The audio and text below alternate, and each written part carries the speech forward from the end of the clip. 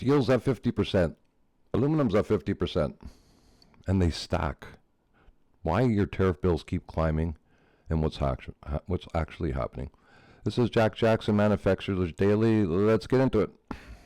A lot of manufacturers are looking at their tariff invoice and asking the same questions. Why does this keep getting worse? That was me, for sure. The answer is it's stacking. Most people don't understand how this whole thing works. I'll try to explain it to you here, but Section 232 is, as we talked about in previous podcasts, it's the government ruling law that overrides tariff. So what happened was steel and aluminum were 25% when they were first imposed back in June of 2025. They were doubled to 50%. That applied to every country in the world, no exceptions back then. Then Section 122, which is another government law that overrides tariff court proceedings or what are they called, decisions, I'm not sure. Anyways, it becomes a law. It replaced IEEPA when the Supreme Court said that they were illegal. So that applies to non-CUSMA USMCA-compliant goods from Canada. So that was another 10%. So here's what really could happen. The two tariff stack. A steel product from Canada that doesn't qualify under the CUSMA USMCA agreement pays 50% from Section 232, plus 10% from Section 122. That's 60% in total. On the total value of goods now since April 6th, not on the content of aluminum or steel. And then, as we talked about before, if you aren't compliant at the border with proper documentation, they take the worst case scenario, which is 200%. Yeah, 200%. So if your product's worth $1,000, you're paying $2,000 tariff. So, if you're a Canadian manufacturer buying U.S. steel, let's go the other way, you're paying on that coming in too. So, if you're a Canadian manufacturer shipping steel-containing products to the U.S. without documentation, your customer is paying that on the way out. Where if you could get that, you would, but of course you can't, because you can't be competitive.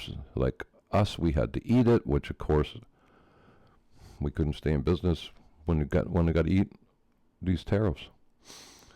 But what's important is that there is no CUSMA USMCA exemption from Section 232, and that's the law, and 232 is national security measures, and you can't override that. So that's there.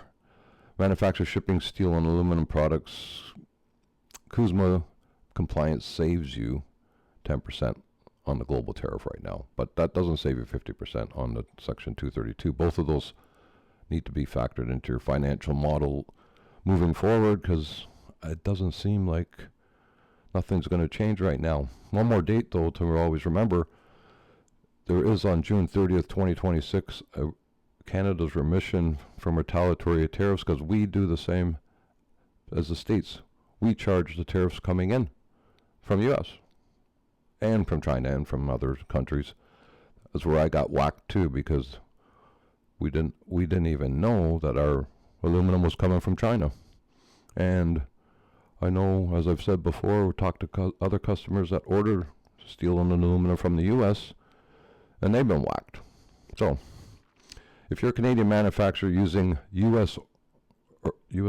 origin aluminum inputs relying on the remission, it's going to end in 6 weeks, but that's what it says it's going to end. It doesn't mean it's not going to be extended, changed, modified. That's when the original date was put in, because everybody assumed that July 1st would be talking, but we're not talking, so we'll see what happens. We've got to stay on top of that one. Right now, there is no extension announced, but we're a month away. A month in the political world is decades. Yes, Manufacturers are going to get hurt most right now are the ones who did the math at 25% and didn't update their models, and then the rate doubled. And if you're pricing your contracts and your margins were built at 25% tariff, you need to rebuild them to 50%. And if you didn't know where your products qualify or not under CUSMA, then you really need some deep discussions with your suppliers and figure out where you stand. And probably guaranteed a 10% is going to come into factor for everything. That's going to be built in. So I'm Jack Jackson, Manufacturers Daily. 50% on steel, 50% on aluminum. Stacking tariffs could be another issue. The aluminum remission on June 30th, we'll have to see. Subscribe, share, like, and I'll see you tomorrow.